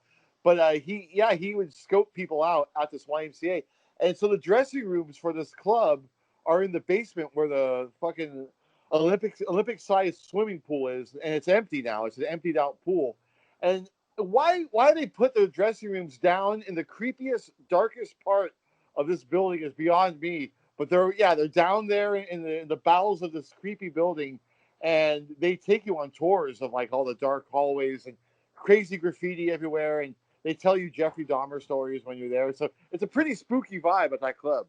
Wow, maybe there's a connection. It's like, hey, let's have the festival here where Jeffrey Dahmer was. Yeah, I'm sure, dude. I'm sure. Wow, that's pretty bizarre. Yeah. But well, going back to Night Stalker, great ending to a great album. Yeah, well, that's what they titled. It was Night Prowler, but they titled him. Yeah. They titled him the Night Stalker, but they should have titled him Night Prowler. I agree. They never get it right, man. They never get it right. Fucking media. Idiots. Well, technically, we're done, but there is one more thing that I was talking about. The Vaults has a few tracks. Do you have the Vaults? I've heard it. I've heard it. It has like Dirty Eyes on Dirty it. Eyes, which was Whole Lot of Rosie, which I like. I like that version. Though I like Whole Lot of Rosie more. But Touch Too Much, I did not like at all. You remember that one? Really weird, man. Weird arrangement. Other lyrics and different music. It's nothing like Touch Too Much at all. Backstreet Confidential is pretty cool. That's Beating Around the Bush. Yeah. Awesome. I love it. That may be my favorite on here. And If You Want Blood, it's got the first recording of the track. It's really slow. Yeah. Really slow. Yeah, and Get It Hot is also on there. But the rest is like live stuff. And they threw in they didn't throw in anything. Like the live version of She's Got Balls, School Days. Yep. Which I was not too crazy about that one. I think that's the one, School Days, that has the video of Malcolm. I gotta revisit that backtrack thing. It pisses me off. I'm gonna sound like a little bitch talking about this, but box sets piss me off because of opening it and taking shit out. It's always like a fucking hassle, you know, when you own box sets. You know what I'm talking about? Yeah, I mean, they're a hassle to go and revisit them. Yeah, I agree. Like, if you want to find a certain track that's on there, you have to fish through 5 CDs or 10 CDs. Yeah. Totally. But in general, I like box sets. I love getting I them. love them. I love when they come out. I'm really excited. Like, I still buy them. I don't care. But at the Totally. same time, it's like, fuck, it's always a mission where it's gotten to the point, dude, that, Backtracks, I can't do it to. But the other box sets, like, my Black Sabbath box set and looking around, my Beatles, my Led Zeppelins, dude, I've taken those albums out and I put it along with my collection. I keep the box there, but they don't have the vinyls in there. interesting. I'm tired of doing it. I just stick it in with my collection. Which Black Sabbath box set do you have? I have the greatest Black Sabbath box set that goes for thousands of dollars now. It's called 10-Year War. First 10-Year War. Yeah. I don't know if you heard about this. I know it. I know it. You couldn't buy it in the U.S. Yep, I know. A friend of mine called Emily in England that she bought it for me. Oh, I sent her the money. She bought it for me and shipped it to me. How much, if you don't mind me asking, how much was it, or do you know? I believe I paid $350 for it. Okay, so Mark Ozagata, he found it in Europe, and he didn't have the cash on him at the time to get it, but he told the store to hold on to it, and he had a friend who lived in Germany, and she picked it up for him. He paid for it, but he couldn't get it at that moment. And he wouldn't tell me how much he paid for it. So I figured it, so it was a pretty astronomical price. So did he do it when it was new, though? Yes. Okay, so yeah. It was relatively new. How old's that box set? Like 4 or 5 years? Yeah, it's probably 5 years by now. Yeah, that was around the time he bought it. And I remember being really jealous. I mean, I have all the albums, original pressings on vinyl, but that box set comes with the tour book and the 10-Year War book. And singles with all the singles, right? Yeah, yeah, and a cross. It doesn't come with like a zip drive shaped like a cross. Yeah, like a cross. It says Black Sabbath that has all the albums in there. That's so fucking cool, man. I was so jealous when he got it, man. I was like, yeah. But he told me, like, he didn't say it would be out of my price range, but he just said, yeah, I don't think you want to look at this. It was pretty expensive. I was like, okay, I think he paid like $350 to $400. Okay. Depending, but I got it brand new. I mean, I remember reading it on Blabbermouth, and then I went to look to it, and it was like not available in the U.S. They wouldn't sell it to me. And totally. And I knew that chick, this from England, and I called her on WhatsApp, and I said, you need to, I'm going to fucking send you the money. And she did it, man. She fucking sent it. And I don't know how she did it, because she's very skinny, and that shit weighs a lot. I don't know how she got it to the fucking post office. Wow. But yeah, amazing, right? It was fucking, but yeah, and I love the splatter vinyl. And what's really cool, it sounds amazing. Huh. And I'll tell you about Black Sabbath, dude. The fucking 180 grams from Rhino are amazing. Huh. They sound really good. Stay away from NEMs. Those reissues are terrible. I have a bunch of the original NEMs released. Yeah, I'm sure those are fine. But they sound okay, but the covers are really flimsy and cheap.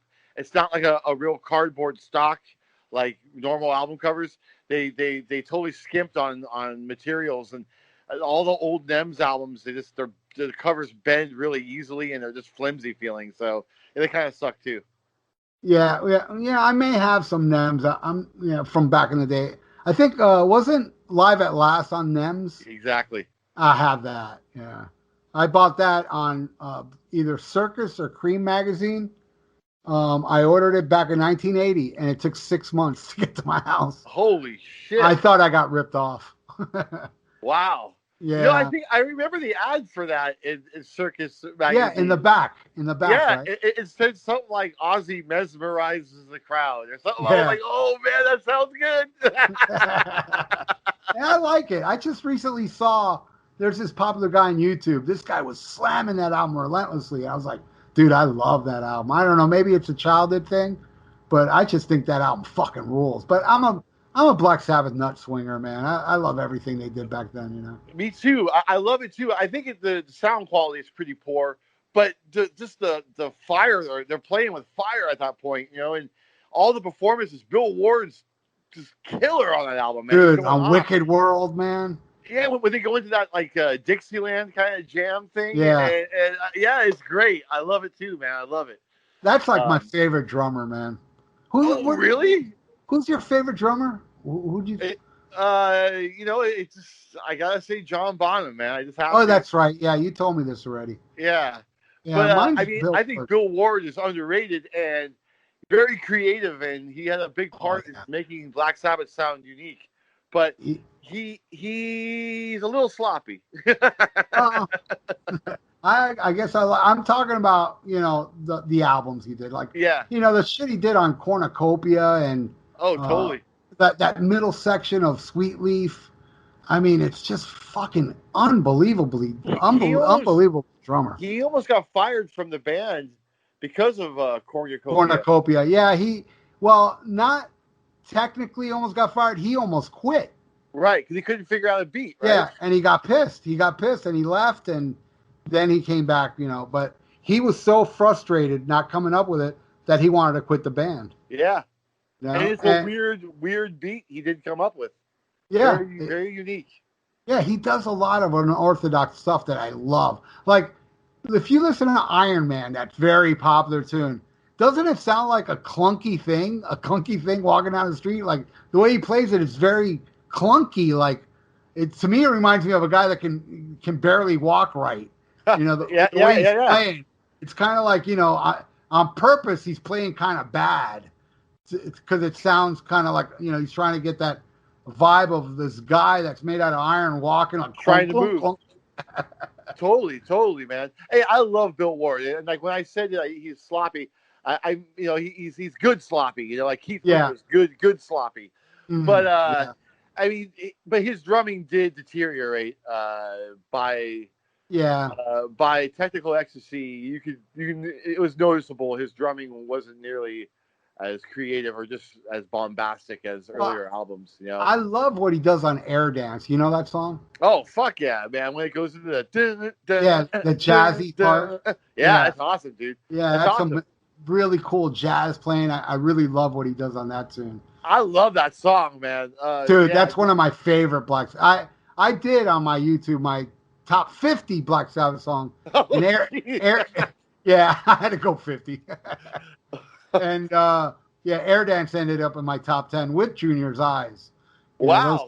I like that song too, man. I like the way Air Dance ends with a sinister tone to it, you know. Like the song's not really it's not really sinister at all like throughout the song, but then it ends with a question mark kind of like it's very cool, man. Very cool. Man, so many people hate that album. Yeah. I love it. I hate Breakout though. I don't know what you feel about that, but I hate that fucking song. The instrumental. Yeah, it's all right. I mean, it's harmless. It's only like 2 minutes long. I know, but it bothers me. You know, I don't like instruments you blow into. I just don't. You know, with a saxophone and trumpet, I mean, there are exceptions. There's some songs I don't mind a sax or a trumpet, but for the most part, I don't like instruments you blow into. Okay. I mean, I'm not a big fan of them either, but it doesn't really bother me that much, that song. But, you know, I have those last 2 Ozzy albums. The only song I'd say I really, really don't like is the second song on side 1 of Technical Ecstasy. I think it's a horrible follow-up song to Bass Street Kids. What's it called?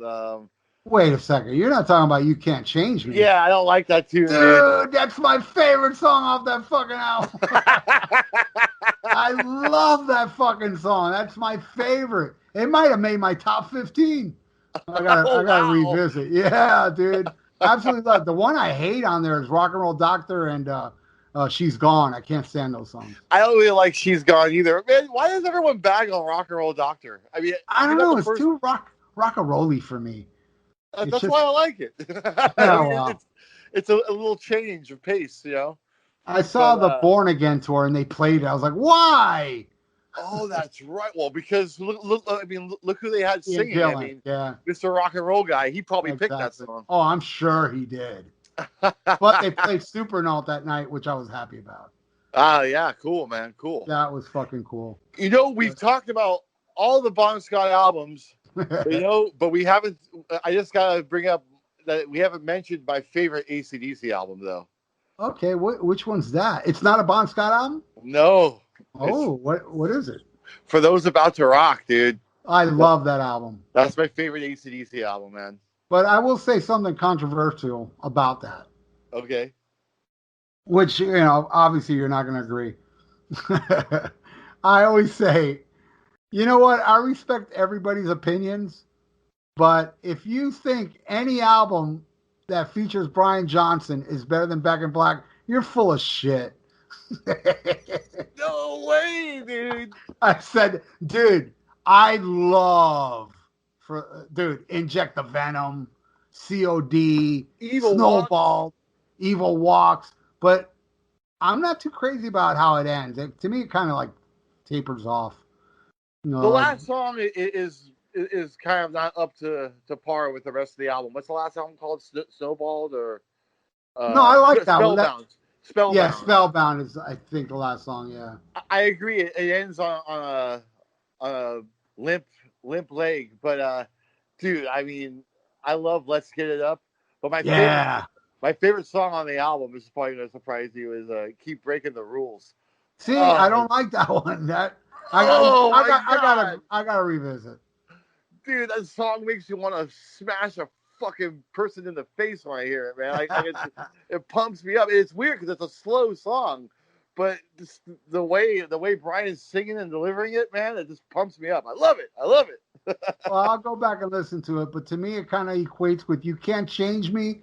Is it's that yours you can't change me is mine breaking the rules. We both perplex each other, don't we? How can you not like that song?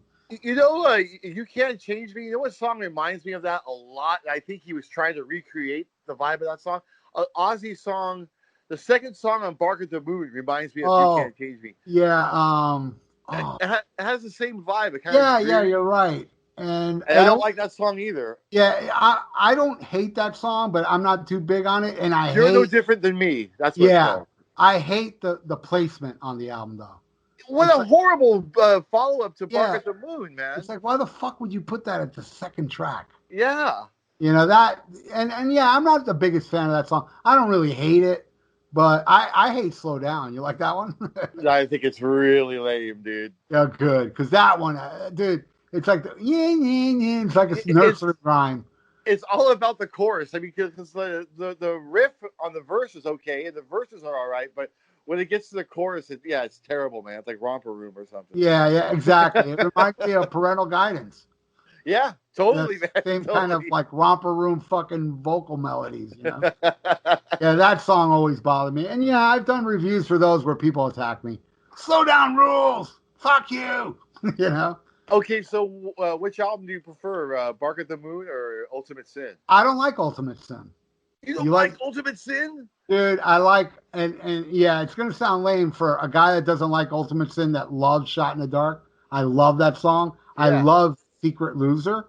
And I love the music to, I think Jake rips on the last track on side 1. Never. Dude, he rips on that song. But I don't like the song, but I like what Jake does on it a lot. But no, dude, Thank God for the Bomb. No, sorry. Or I don't like that song either. Or We Rock. Or I love that song, man. Never Know Why. Yeah, and Lightning Strikes. I like that one too. Oh, man. Killer Giants, I like. So you like Bark at the Moon? Obviously, you like Bark at the Moon better. Yeah, I do like it. I love Waiting for Darkness. Cool track. But I mean, there's too many songs on Bark at the Moon that just don't hit it with me. Like So Tired, I don't like So Tired. Yeah, I understand when people slam it. I love that song, but wow. But I do understand. I'll never forget when my friend Eve, that I've known since 1983, who's actually here in Florida. I'm going to go hang out with her this week. When we saw that we were front row for Bark of the Moon, Shout of the Devil tour. And when Ozzy ended, they played So Tired over the loudspeaker. And I'm there singing, and she looks at me. She's like, "What are you, gay?" I was like, "Wow, even a girl doesn't like this song. Damn, I may be gay." Okay, You be know? honest, man. Did Motley Crue blow away Ozzy? No, but they were Okay. great. They were great. They were awesome. That's when Tommy Lee did an actual drum solo without. Oh, and they were great, man. I loved his old drum solos. Dude, those drum solos are awesome. It's when he started incorporating the pew pew pew pew, yeah, stupid shit, and the Yeah, sample. I hated, but he did yeah, a straight up killer solo. And I thought even the Theater of Pain solo was even better when the drums went upwards yeah. and you can see him from from Bird's eye view. yeah, you can see that was even a better solo. You know, well, since you're a drummer, my ex co-host on the last thinks he's overrated and he's all fucking flash and that he's actually not a good drummer. That's couldn't be further from the truth. I can't really speak for his drumming these days, Right? but No, I'm saying that to speak. Red oh Hot man, the Bastard. first three albums, man. Even though I'm not a big fan of Theater of Pain, his drumming on it is still top notch. He's still doing double bass, and on his drum solo, he got pretty fast on the double bass, man. Like he was ripping on it, man. I wish he would incorporate it more into Motley Crue's music. Like with each album, there was less double bass until it got to Girls, Those Girls, and there was no more double bass, ever again.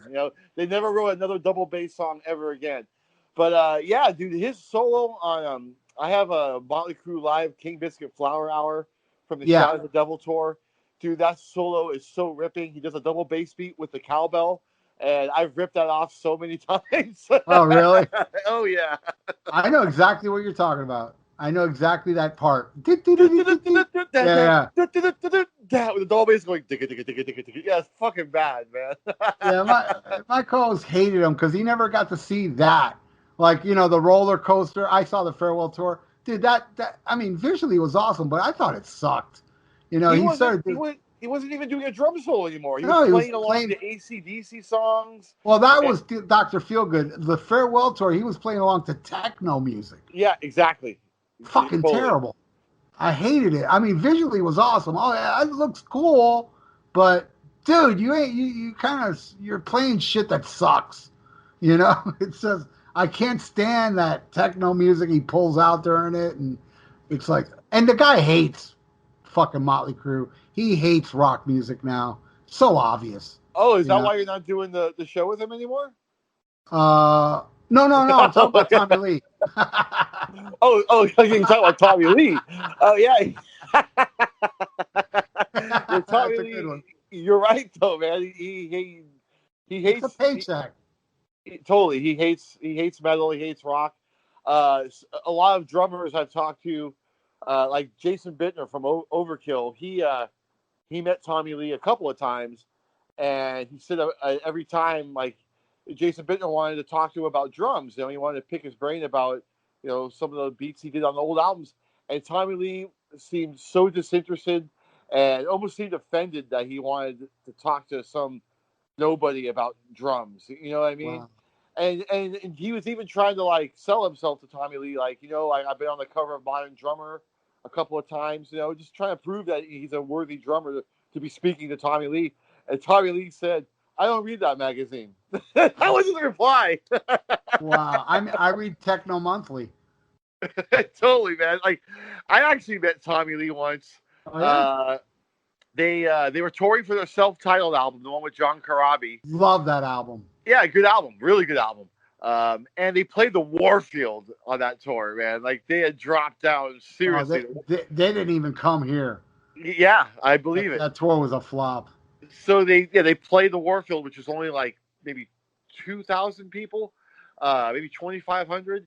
And after the show, they went to a local club down the street that I was hanging out at, and my friend's band was playing, and Tommy Lee and Nikki Sixx walk in, and of course, it made a huge stir. It was a really small place, so everyone noticed them right away, like, holy shit, Motley Crue's here.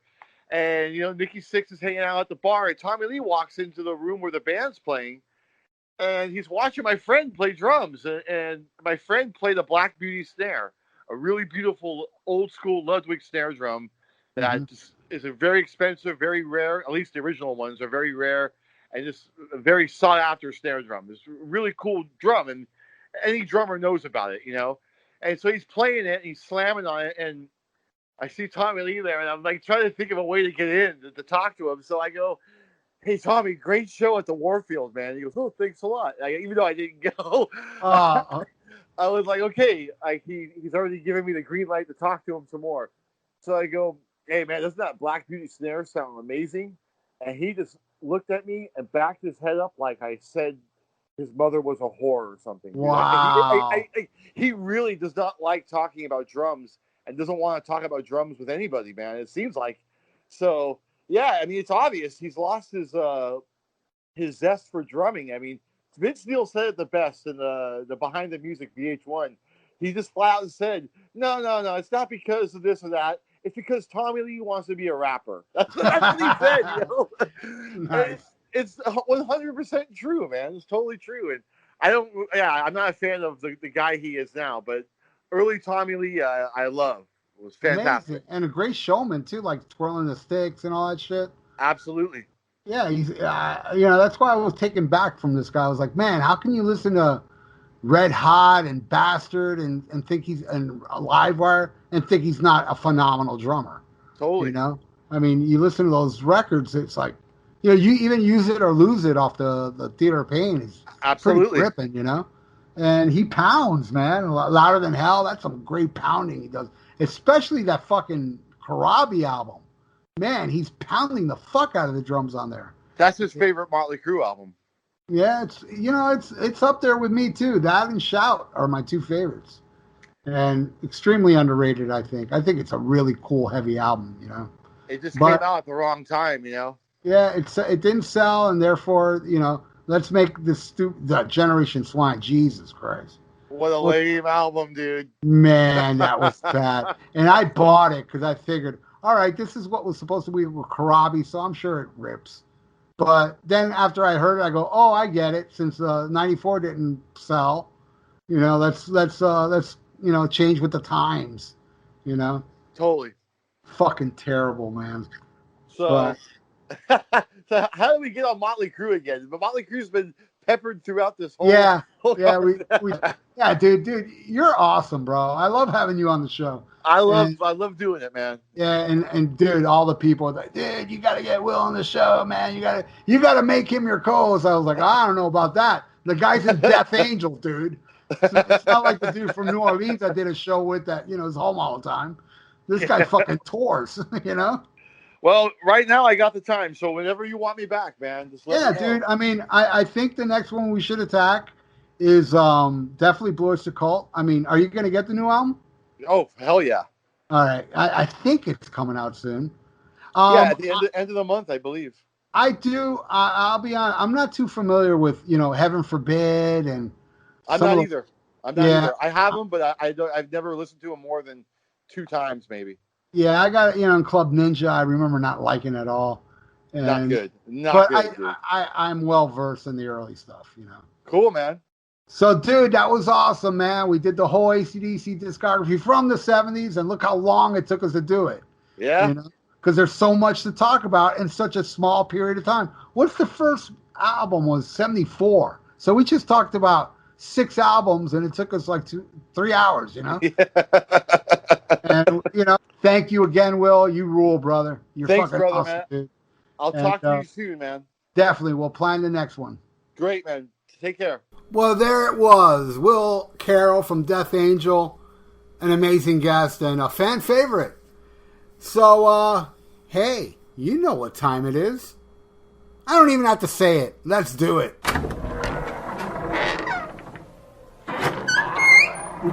All right, we're inside the Vieira Vault, and I'm going to play some AC/DC with Axl Rose. This is from the show I was at. I'm telling you, I've seen every tour from For Those About to Rock, with the exception of Who Made Who, because they didn't come to Florida, all the way up to Rock or Bust. I haven't missed the tour. Every show was amazing. This was my favorite show because of the set list. And Axl delivered, man. Now, this is bootleg quality. I hope one day, man, that AC/DC will just release a live album of this tour, because it was phenomenal. Anyway, this is from the BTT Center when I saw them in Sunrise, Florida. Them doing If You Want Blood, You Got It. Turn it up.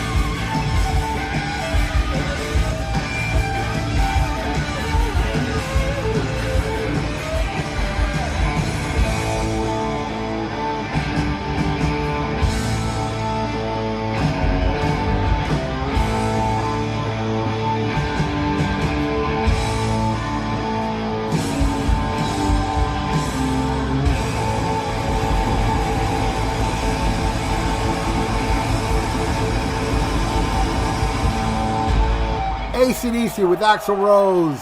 If you want blood, you got it. All right, everybody. Thank you all for listening, especially if you're still listening.